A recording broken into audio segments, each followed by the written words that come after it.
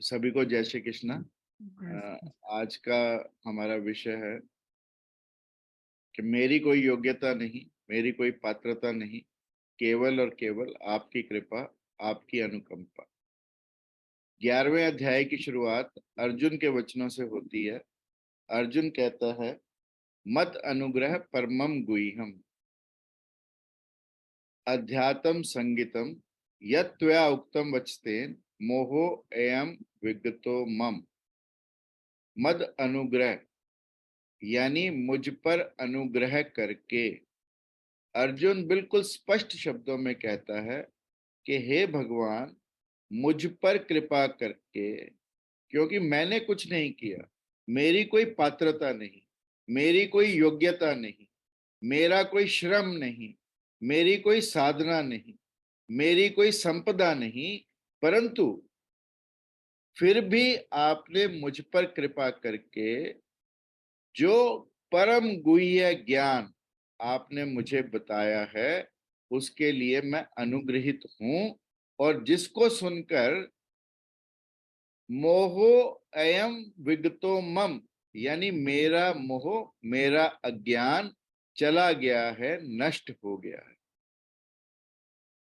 जो व्यक्ति योग्य है, केवल वही कह सकता है कि मैं अयोग्य हूं।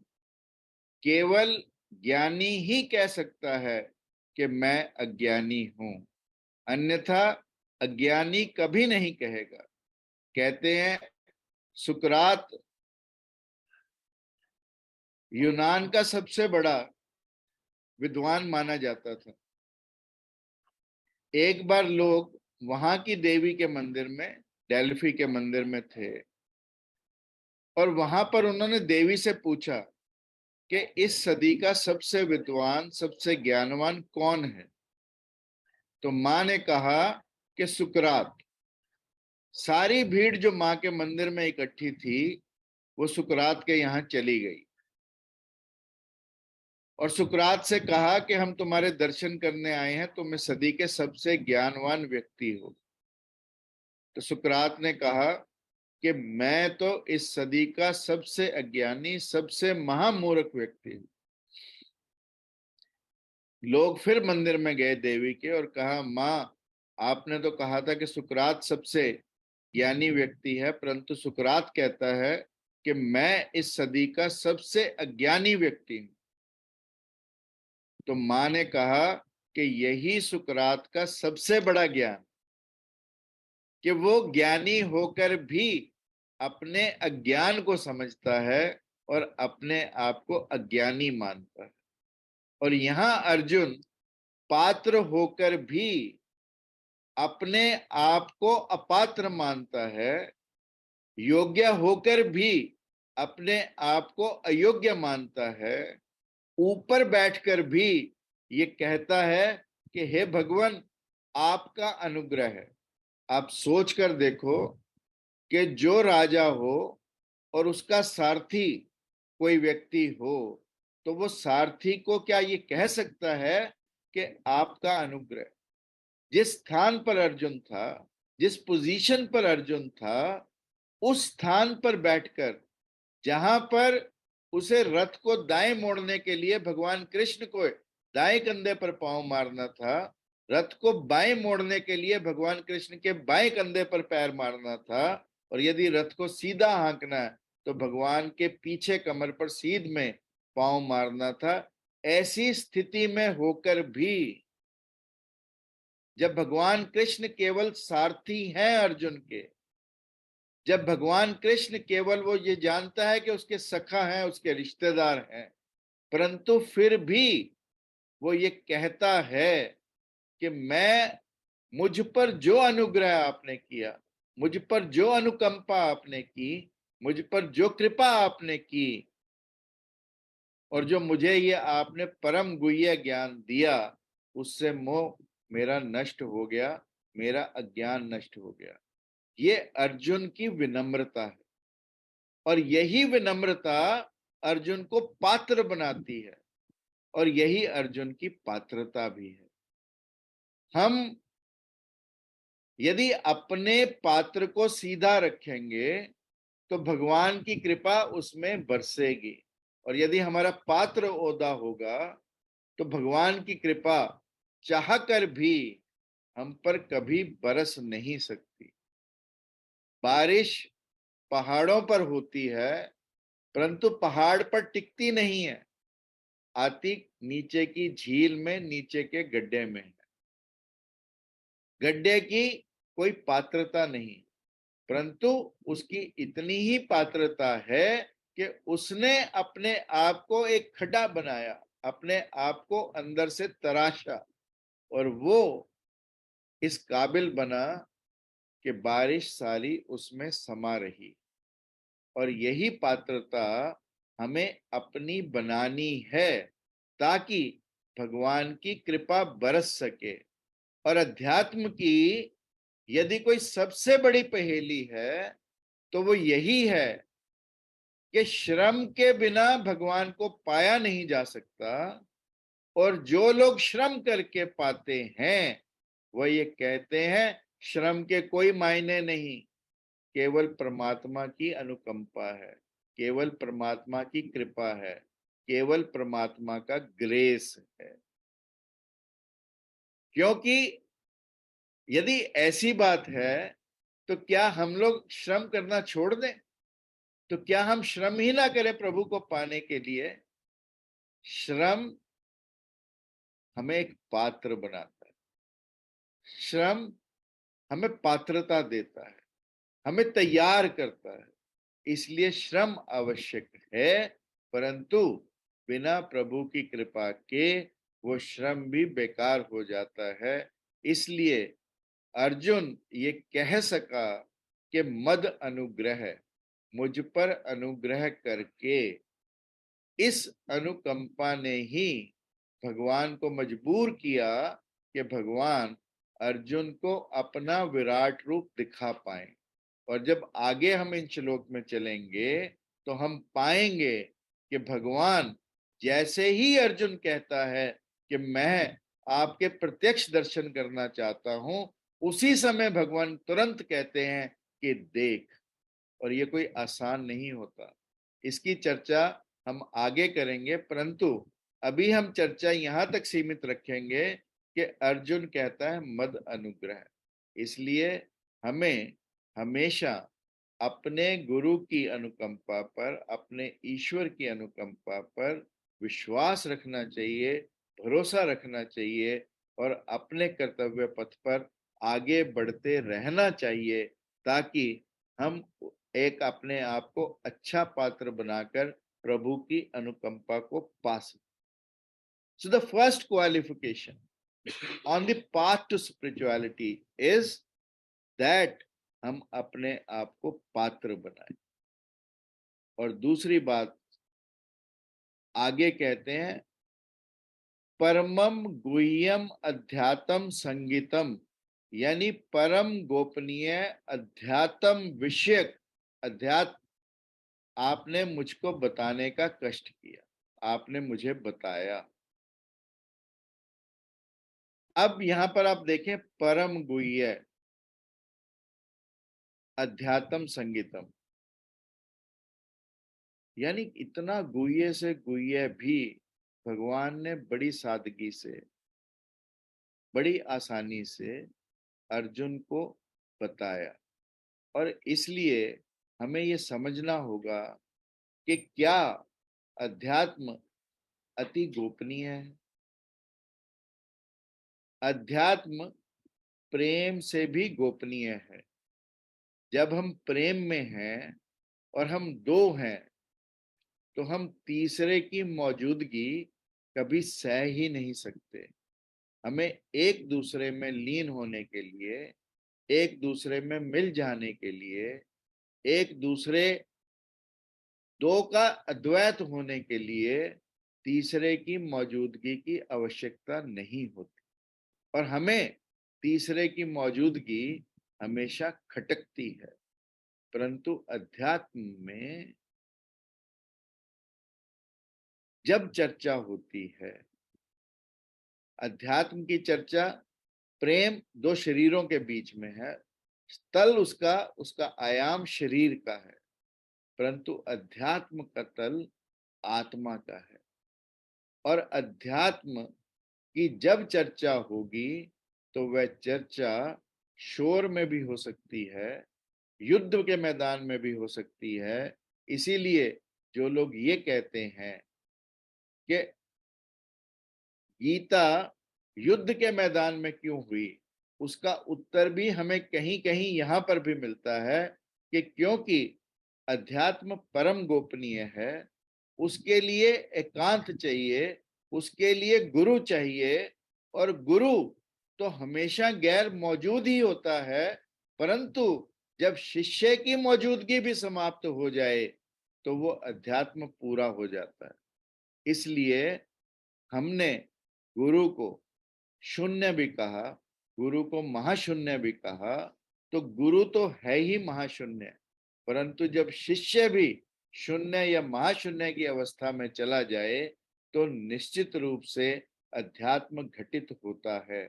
इसलिए गीता अर्जुन और कृष्ण के बीच का संवाद बनी, क्योंकि ये दो आत्माओं का मिलन था। ये दो आत्माओं के बीच परम गुह्य ज्ञान, परम गोपनीय ज्ञान का एक दूसरे के प्रति स्थानांतरण था। एक कृष्ण जिन्होंने अर्जुन को यह ज्ञान दिया, और इस परम गुह्य ज्ञान को देने में दोनों की आत्माओं का मिलन हुआ, और इसलिए ये अध्यात्म अति गोपनीय बन जाता है। इसलिए भौतिक प्रेम में जहां शरीरों को तीसरे की मौजूदगी खटकती है, वहीं आध्यात्मिक ज्ञान शरीरों के शोर के बावजूद भी दिया जा सकता है।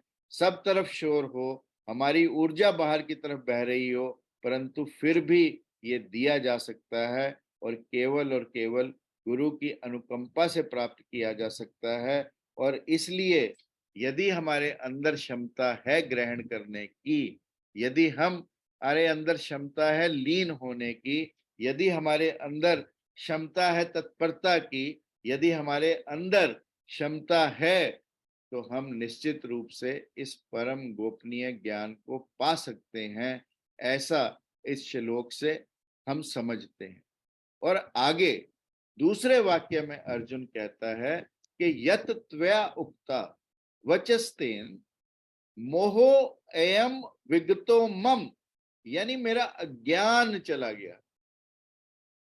परंतु समझने की जो बात है कि अर्जुन केवल इतना ही कहता है कि मेरा अज्ञान चला गया है, परंतु अभी ज्ञान प्रस्फुटित नहीं हुआ, अभी ज्ञान का उदय नहीं हुआ।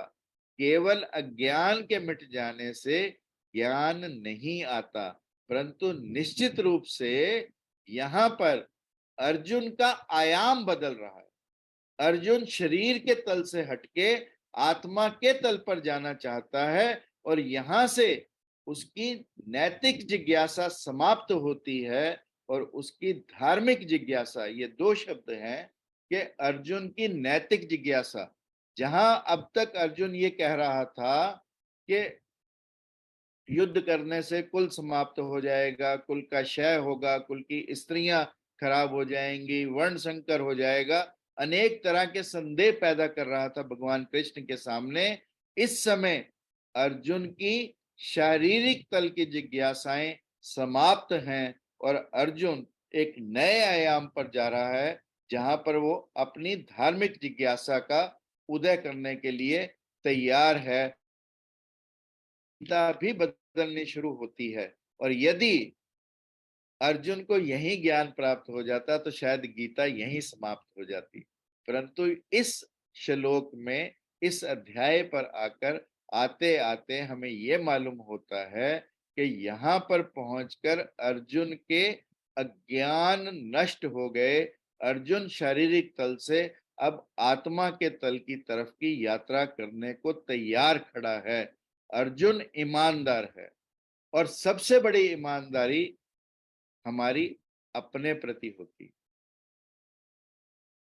बिना स्वयं जाने हम ये मान लें कि हमने जान लिया। अर्जुन केवल इतना ही कहता है कि मेरा अज्ञान नष्ट हो गया, मैं ज्ञानी अभी तक नहीं बना। इसलिए अर्जुन की ईमानदारी को मैं नमस्कार करता हूं, क्योंकि ऐसे बहुत कम लोग होंगे इस दुनिया में जो इतनी ईमानदारी के उत्तर दे सकते हैं, और अर्जुन ने ये उत्तर दिया। इस दुनिया में दो ही धाराएं हैं, एक धारा जो ईश्वर को मानती है, एक धारा जो ईश्वर को नहीं मानती। मुख्य रूप से दो धाराएं, एक आस्तिक की धारा, एक नास्तिक की धारा। परंतु यदि मैं आपसे पूछूं कि ईश्वर है या नहीं, तो कुछ का उत्तर होगा ईश्वर है, मेजॉरिटी का। कुछ लोग कहेंगे नहीं। यानी, परंतु मैं ये मानता हूं कि चाहे हाँ कहे चाहे ना कहे, उत्तर दोनों का ही ईमानदारी का नहीं है।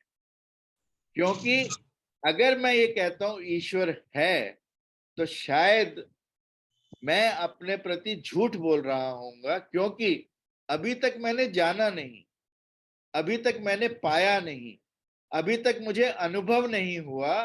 तो मैं कैसे कह दूं कि ईश्वर है? और जो कहता है नहीं है, वो भी बिना अनुभव के कहता है। यानी ये दो बातें बहुत समझने की हैं। हम कहते हैं मैं हिंदू हूं, हमने बच्चे को शुरू से समझाया कि तू हिंदू है, परंतु क्या हिंदुत्व को उसने जाना? क्या भगवान को उसने देखा? क्या भगवान को उसने पहचाना? क्या भगवान के उसने दर्शन किए, जो वो आस्तिकता की दुहाई देता है? ऐसा नहीं है। अर्जुन यहां पर बहुत ही वैलिड, मैं कहता हूं कि सबसे अच्छा प्रश्न उठा रहा है। अर्जुन ये कह रहा है कि अब आप आगे, जब वो कहेगा अगले श्लोक में कि मुझे प्रत्यक्ष रूप से आपने जो कहा वो मैंने कानों से सुना, परंतु ये सब उधार है जितना मैंने कानों से सुना। अब मैं आपके प्रत्यक्ष दर्शन करना चाहता हूं। और जो लोग ये कहते हैं कि गीता साइंटिफिक नहीं है, उन्हें भी मैं ये उत्तर देना चाहता हूं कि यहां पर गीता की साइंस शुरू होती है। Science is all about seeing, and here also Arjun wants to see. That's a scientific temperament of the Arjun, and this needs to be realised. कि अर्जुन ये कहता है कि भगवान आपने कहा, मैंने माना, और जो आपने कहा उसको मैं अच्छे से मान गया हूं, परंतु अब मैं आपके दृष्टुम इच्छामि, अब मैं आपके दर्शन करना चाहता हूं। दृष्टुम इच्छामि ते रूपम ऐश्वरम पुरुषोत्तम। हे पुरुषोत्तम, अब मैं आपके दर्शन करना चाहता हूं, आपके प्रत्यक्ष रूप से दर्शन करना चाहता हूं। और यही महत्वपूर्ण है। इससे पहले कि मैं इस बात पर जाऊं कि दृष्टुम इच्छामि वाले श्लोक पर, जो तीसरा श्लोक है, दूसरे श्लोक की जरा सी चर्चा इतनी करता हूं कि भगवान को अर्जुन यहां पर कहता है, भव अप्यो ही भूता नाम श्रुतो विस्तरश्चो मया। कि मैंने आपकी उत्पत्ति और संहार सबको बड़े ध्यान से सुना, पूरे विस्तार से जो आपने बताया वो मैंने सुना। त्वतः कमल पक्ष महात्म्य अपीच अव्ययम, और मैंने आपके अविनाशी रूप को भी सुना। मैंने आपसे सभी प्राणियों की उत्पत्ति और संहार के बारे में सुना, विस्तार से सुना। और हे कमल नयन, मैंने आपकी अविनाशी महिमा को भी जाना है। और तीसरे श्लोक में ये अर्जुन इच्छा व्यक्त करता है कि हे परमेश्वर, तुम वास्तव में वही हो जिसका आपने मेरे सामने वर्णन किया। अब उसकी श्रद्धा जाग गई है। अब वो ये मान रहा है कि हे भगवान, आप जो कह रहे हैं उसको मैं मान रहा हूं, परंतु हे पुरुषोत्तम, मैं आपके विराट रूप को देखने का इच्छुक। और ये जो परंतु है, ये जो किंतु है, यही महत्वपूर्ण है और यही विचारणीय है। कि अर्जुन कहता है कि जैसा आप कहते हैं मैं मानता हूं, यह अर्जुन की श्रद्धा है। परंतु हे पुरुषोत्तम, आपने जो कहा मैंने मान लिया, मैंने सुन लिया, परंतु ये मेरे सिर्फ कानों की बात है। अब आप आंखों से दिखाने की बात करें, प्रत्यक्ष रूप से मुझे दर्शन कराएं। शब्दों पर रुकना, सारी दुनिया में यदि आज हम देखें तो दुनिया केवल और केवल शब्दों पर रुकी है। कोई कुरान पर रुका है इसलिए मुसलमान है, कोई बाइबल पर रुका है इसलिए हो सकता है कि वो क्रिश्चियन हो, कोई गीता पर रुका है, कोई रामायण पर रुका है इसलिए हिंदू हो। परंतु दुनिया में सब संप्रदाय केवल और केवल शब्दों के संप्रदाय हैं, धर्म संप्रदाय नहीं है। ये बात समझने की है। धर्म संप्रदाय नहीं है, धर्म शब्द नहीं है, धर्म केवल और केवल खालिस और खालिस अनुभव है, अनुभूति है, प्रतीति है, प्रत्यक्ष है। और इसीलिए अर्जुन इस अनुभव के लिए, इस प्रतीति के लिए, इस जानकारी के लिए प्रत्यक्ष रूप से भगवान को देखना चाहता है। और यही गीता का प्रैक्टिकल एस्पेक्ट है कि जब हम कोई भी प्रैक्टिकल करते हैं, मान लो H2 है, अर्जुन कहता है मैंने देखी है, O2 है मैंने देखी है, H2 से O2 पानी बनता है मैंने देखा है, परंतु उस कैटलिस्ट को नहीं देखा जो H2 और O2 के लिए पानी बनने के लिए नेसेसरी है। और इसलिए उस कैटलिस्ट को, उस परमपिता को, उस परमात्मा को, उस परमेश्वर को, उस कृष्ण को मैं साक्षात देखना चाहता हूं। दृष्टुम इच्छामि ते रूपम ऐश्वरम पुरुषोत्तम। मैं आपके दिव्य रूप को, मैं आपके पूर्ण रूप को प्रत्यक्ष रूप से देखना चाहता हूं। और ये प्रश्न अति साहसी प्रश्न, और साहस भी क्या, जब भगवान सामने खड़े हो तो ये सबसे बड़ा दुस्साहस का प्रश्न है कि भगवान खड़े हैं सामने, फिर भी अर्जुन प्रत्यक्ष रूप से उन्हें देखना चाहता है। ये अर्जुन का दुस्साहस है। हमारी आंखें केवल आकार को देख सकती, निराकार को देखने की हमारी क्षमता ही नहीं। और इसलिए मैं ये कहता हूं कि हम आंख से नहीं देखते, आंख के द्वारा देखते हैं। और आंख के पीछे खड़ा कौन है? खड़े हैं हम। इन आंखों में जो शक्ति बाहर प्रवाहित हो रही है, उस शक्ति को किसी और आयाम से प्रभावित करना होगा ताकि नई आंख उपलब्ध हो सके और हम उस निराकार के, उस परमात्मा के, उस कृष्ण के दर्शन कर सकें। कीर्कगार्ड एक बहुत बड़ा विचारक हुआ, बहुत बड़ा फिलॉसफर हुआ। उसने कहा कि परमात्मा को खोजना सबसे खतरनाक कार्य है। It is the most dangerous thing in the world to find God. And believe me, it is really difficult and difficult.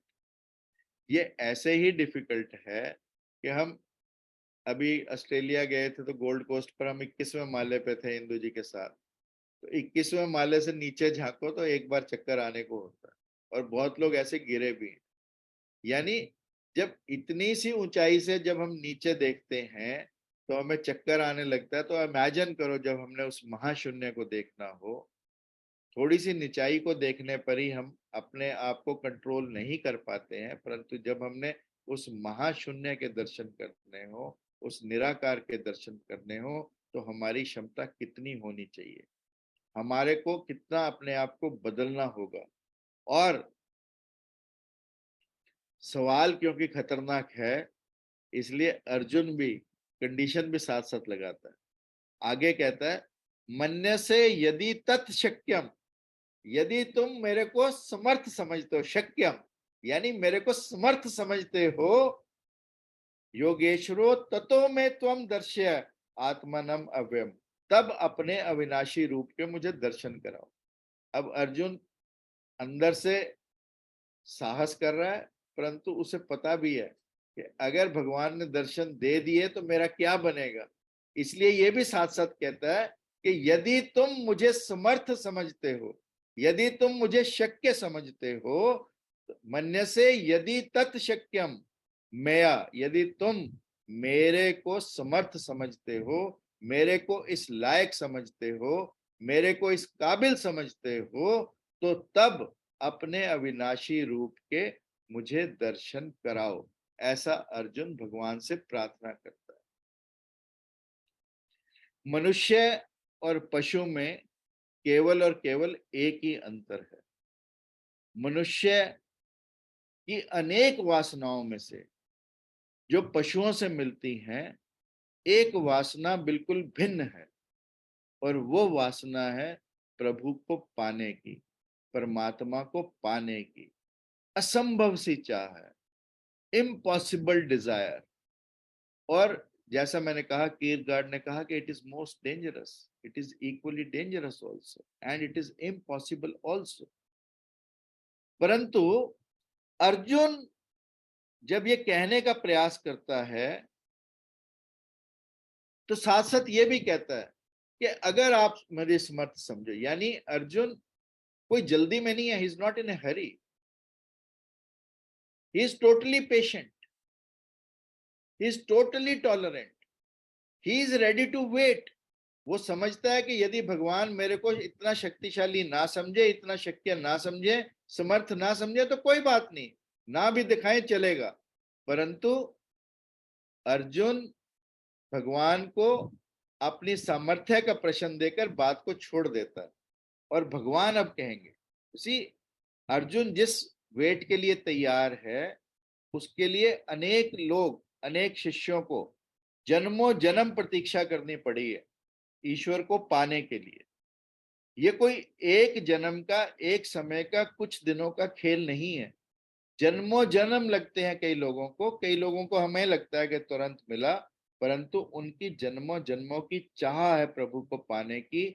और जब वे पात्र बनते हैं तो प्रभु तुरंत दर्शन देते हैं। प्रभु तो वहां है ही, केवल हमें अपना पात्र सीधा रखना है, पात्र अपना ऐसे करना। और जिन लोगों ने बिना गुरु के प्रयास किया, बिना अपने सामर्थ्य के प्रयास किया, तो वो शायद अपना जीवन संभाल नहीं पाए, पागलपन की तरफ चले गए। We have a very lucid example of Nietzsche, who was a German philosopher and who tried to go into this without a guru, and ultimately उसने बहुत अच्छी अच्छी बातें कही, परंतु उसकी बातों में कहीं कहीं पागलपन, कहीं कहीं एसेंट्रिसिटी, कहीं कहीं प्रतीत होता है कि ये सारे प्रयास बिना किसी गुरु के किए गए हैं।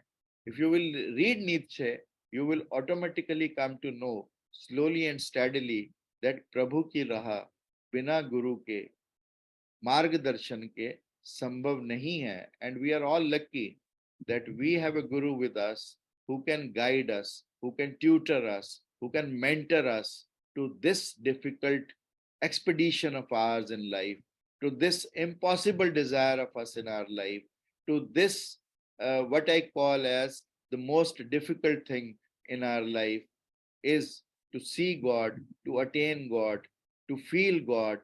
And if we have somebody who can guide us naturally, our who can know कि भी हमारा सामर्थ्य क्या है, तो हमारी राह आसान हो जाती है और हम अपने मार्ग पर अच्छे से चलने लगते हैं। जो भी अनंत की चर्चा है, जो भी विराट की चर्चा है, और जिसकी चर्चा अब अर्जुन भगवान से करेगा, कि जैसा अर्जुन ने कहा कि मैं देखना चाहता हूं, दृष्टामि अहम इच्छामि, अब मेरी इच्छा है कि तुम मुझे दिखाओ। तो जब व्यक्ति का संसार खोने लगता है, मैंने कहा अर्जुन की संसारिक संदेह, संसारिक इच्छाएं इस लेवल पर समाप्त हो गई, और उसकी जिज्ञासा, जो धर्म की जिज्ञासा है, वो शुरू हो गई। Actually Gita will start from now, यहां से शुरू होगी। और हमें लगता है कि गीता वहां से, Gita of course it started from there. और यदि आप गीता और ब्रह्म सूत्र में कहीं फर्क देखेंगे तो ब्रह्म सूत्र शुरू ही यहां से होते हैं कि अथा तो ब्रह्म जिज्ञासा, कि अब यहां से ब्रह्म जिज्ञासा शुरू करते हैं। परंतु लोगों को लगता है कई बार कि जो ब्रह्म जिज्ञासा है वो शायद अधूरी है, शायद पूरी नहीं है, शायद उसके कुछ पीछे के पेज छुटे हैं। परंतु मेरा ये मानना है कि कोई गुरु और शिष्य की चर्चा जब संसारिक से समाप्त होकर धार्मिक की तरफ जा रही होगी। तो इसलिए उन्होंने ये कहा कि अथातो ब्रह्म जिज्ञासा, और गीता की जो जिज्ञासा है, ब्रह्म की जिज्ञासा, धर्म की जिज्ञासा, वो इस अध्याय से शुरू होती है। तो मुझे लगता है कि शायद गुरुजी ने हमें इसीलिए ये टॉपिक दिया होगा कि हम गीता के 11वें चैप्टर के पहले 2 श्लोकों को चर्चित करें, परंतु मेरे को लगा कि 2 के साथ ही तीसरा और चौथा भी उतना ही महत्वपूर्ण है, और इसलिए इसकी चर्चा भी हम साथ-साथ करें तो अच्छा रहेगा। अब अंतिम बात जो मैं कहना चाहता हूं कि विराट के दर्शन करके अर्जुन पर करने से पहले अर्जुन दिव्य चक्षु चाहिए उनके दर्शन करने के लिए। जैसे मैंने कहा कि हम अपने इन नेत्रों से उनके दर्शन नहीं कर सकते, तो उपाय क्या है? 2 ही तरह के उपाय बताए गए। या तो जो हमारी आंखों से हमारी एनर्जी बाहर की तरफ जा रही है, उसे हम अंदर की तरफ खींच लें।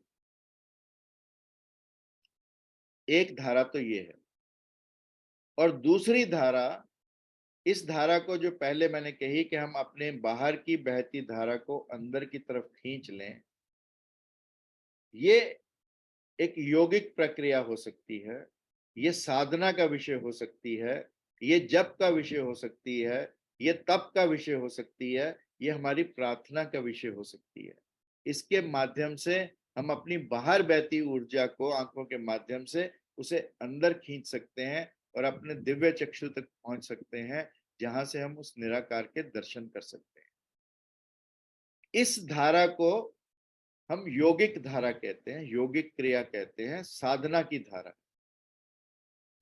दूसरी धारा हो सकती है भक्ति की धारा, जब हम अपने आप को समर्पित कर देते हैं। It is kind of a thing which, if I tell you, कि जब हम किसी अच्छे मैग्नेट के साथ एक लोहा रख देते हैं, तो वो लोहा भी मैग्नेटाइज हो जाता है। इसीलिए हम कभी ऐसे गुरु की शरण में चले जाएं, किसी ऐसे गुरु का साथ पा लें जिसका मैग्नेटिक फील्ड, जिसका ऑरा, जिसका जिसकी धारा पहले ही अस्तित्व की धारा से मिल चुकी है। यदि उस धारा के साथ अपने आप को जोड़ दें, तो भी हमें ये दिव्य चक्षु प्राप्त हो सकते हैं। यानी एक यौगिक धारा, एक भक्ति की धारा, परंतु अपनी धारा को प्रवाहित अंदर की तरफ करना है, बाहर की वजह से। और इसीलिए शायद मुझे लगता है कि भगवान कृष्ण के जीवन में भी राधा को बाद में जोड़ा गया। शुरू के कहीं पर भी राधा का नाम हमें नहीं मिलता, बाद में मिलता। और यदि आप ध्यान दें तो राधा, धारा, राधा का ही उल्टा है। यानी हम जब अपनी धारा को उल्ट दिशा में अंदर की तरफ प्रवाहित करने लगे, तो वो राधा है। और इस राधा का मिलन जब हमारे अंदर साक्षी कृष्ण से होता है, तो तब वो जो है, वो रास, वो महारास कहलाता है, जिसे हम पीक एक्सपीरियंस या एक्टैटिक एक्सपीरियंस या परमात्मा के दर्शन कहते हैं। वो संभव तभी है जब हम अपनी धारा को राधा में परिवर्तित करके अपने अंदर की तरफ ले जाएं, उसके रुख को मोड़ दें, और तब अपने आप को शरीर से उठाकर आत्मा के तल पर ले जाएं, जिसकी चर्चा इन 4 श्लोकों में बड़े ही ल्यूसिड ढंग से, बड़े ही इजी ढंग से, बड़े ही वैज्ञानिक ढंग से और बड़े ही एग्जाम्पलरी ढंग से अर्जुन और भगवान दोनों ने की है। और इसलिए ये इसका इम्पोर्टेंट पार्ट है, क्योंकि अब आगे भगवान कहेंगे कि तू देख मेरे अंदर वसुओं को देख, तू मेरे अंदर चर को देख, अचर को देख, सभी भूतों को देख। परंतु अर्जुन के यहाँ पर जो प्रश्न है, और अर्जुन का जो प्रश्न करने का तरीका है, जो भगवान को बात कहने का तरीका है, जो श्रद्धा से भरा तरीका है, जो भगवान पर भरोसा रखकर कहा गया तरीका है, ये हमारे लिए अनुकरणीय है। कि हमें भी जब किसी से कोई बात रखनी हो तो भरोसा रख के बात करनी है। और अर्जुन ने यहाँ पर परमात्मा के अंदर पूरा भरोसा प्रकट किया है। अर्जुन ने पूरी ह्यूमिलिटी दिखाई है, अपने आप को पूरा पात्र बनाने का प्रयास किया है, और उसके बावजूद फिर भगवान पर छोड़ा है कि यदि आप ये मेरे को सामर्थ्य समझे, मेरे को शक्य समझे, तो आप मुझ पर कृपा करें। यदि हम अपने जीवन में इस मेथड को अपनाते हैं, जिस मेथड को अर्जुन ने अपनाया, और अर्जुन ने अपने आप को केवल और केवल यहाँ तक सीमित नहीं रखा, उसने अपने आप को साइंटिफिक बनाने का भी प्रयास किया है, अपने आप को व्यवहारिक बनाने का भी प्रयास किया, अपने आप को वैचारिक बनाने का भी प्रयास किया, अपने आप को आध्यात्मिक बनाने का भी प्रयास किया। ये सब अर्जुन के प्रयास इन 4 श्लोकों में अनुकरणीय है, और हमारे जीवन में प्रैक्टिकली भी हम अर्जुन की इस टेक्निक को अपनाकर अपने अध्यात्म के मार्ग पर चल सकते हैं। क्योंकि प्रभु जी तुम चंदन मैं पानी, तुमरी बास बस बस समानी, यानी आप चंदन है, मैं पानी हूं, और आपकी जो बास है वो अंग अंग समानी है। प्रभु जी तुम धुन बन मैं मोरा, जैसे चितवत चांद चकोरा। प्रभु जी तुम मोती मैं धागा, हम धागा, जैसे सोने में मिलत सुहागा। प्रभु जी तुम दीपक हम बाती, जाकी ज्योति जले दिन राती। प्रभु जी तुम स्वामी, तुम स्वामी हम दासा, ऐसी भक्ति कहे रहे दासा। सो ऐसी भक्ति जो रैदास ने कही, वही अर्जुन ने चर्चा यहाँ पर की, और अर्जुन का मार्ग अनुकरणीय है, वंदनीय है। इन्हीं शब्दों के साथ अर्जुन के वचनों को यहीं समाप्त करता हूँ। आप सभी को जय श्री कृष्ण।